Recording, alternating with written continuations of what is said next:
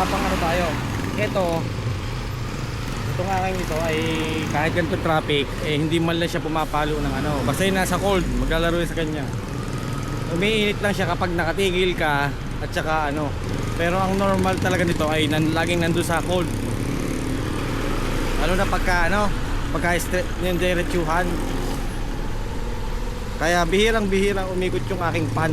Ito bihirang-bihirang umilaw to. Yung ating pan. Meron kasi dyan iba na nagsasabi na bakit hindi raw naikot. Paano mo nalaman? Ito, madali naman itong unit ko kakaiba ito. Ito, kita mo na agad na umiikot yung pan kasi meron tong thermal sensor. Thermal light sensor. Thermal light indicator. Kulay dilaw. Kaya malapit na siya. Pagka umangat siya dun sa malapit sa normal, iilaw na yan yung ating thermal light indicator.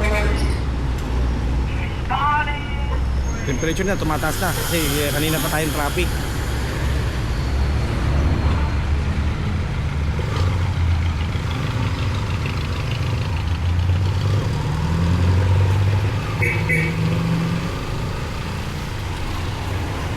Tapos itong unit na ito ay ang unit kong ito ay naka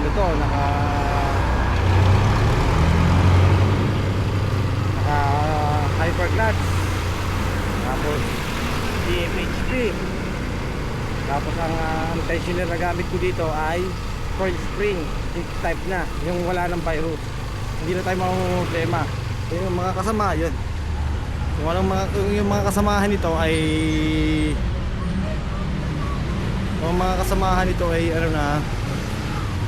naka tape spring.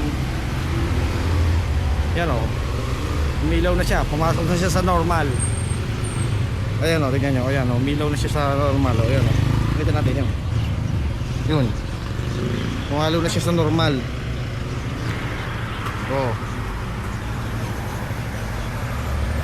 dito, ayan, umilaw na kasi nag-normal na. Iilaw lang to pag malapit na siya sa gitna, ito gitna ng normal.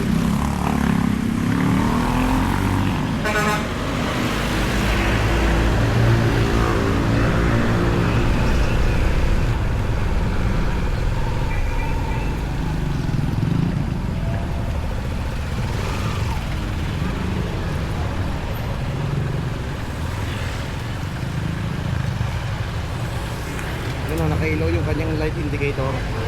Ibig sabihin nakikita mo.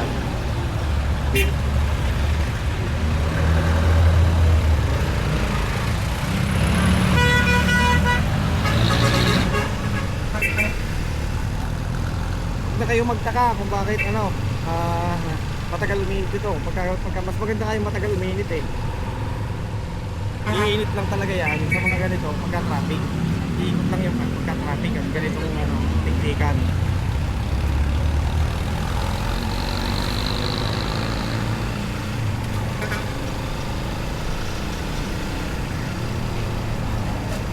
Tapos may mga nagtatanong din bakit daw ganun ang kanilang unit. Paano daw malalaman kung sira ng tensioner. Ang tensioner, pagka ganito katining ang makina mo tahimik, madali mo malalaman na sira ang tensioner. Pero yung mga maiingay yung makina, tapos maingay mahirap malaman. Dami ito comment sa akin gano'n, kapag ikaw ay paano malalaman kung sira ng tensioner. Mahirap. Tapos ganito pag pamahin sa akin, tensioner pa daw yun. Hindi, ito ang tensioner pag umaga lang, kulang umaga. Dinig po, tulog noon. Ang tulog ng tagay pag ganito, ganon, ganon, parang siya may kumupulo sa yung may kilid. Kaya huwag niyong iinitan, hindi lahat ng lumalamig ang tensioner. Pero lumalamig ulit ang makina ko, naging po kapalik ulit sa normal. Kasi yung mga diretso, gusto nito, yung mga straight line, kahit hindi na umikot yung pan, ang tipid sa battery pagka gano'n. Kasi sumasalok ko ng hangin. Pagka sumalok ang hangin yung radiator, para lumalamig yung radiator. Yan o, malamig pa. Basta dire-diretso ang takbo, puro straight line, lalamig yan hanggang cold. Malamig yan hanggang dilaw. Kaya sumasalo sa hangin. Kaya bakit ito sinasabi ni Pabito is, kaya yung makikita nyo doon sa mga racetrack, mga pangkarerang Yamaha, walang mga pan yung mga yun. Kasi ang takbuhan ng mga yun, diretsuhan, salok ng hangin ng radiator. Hindi nila kailangan ng pan. Malalaki lang ang kanilang pan. O bakit yan ang pinit. Then pag bumanat na yun, lalamig na rin yun. Yung mga nasa racetrack.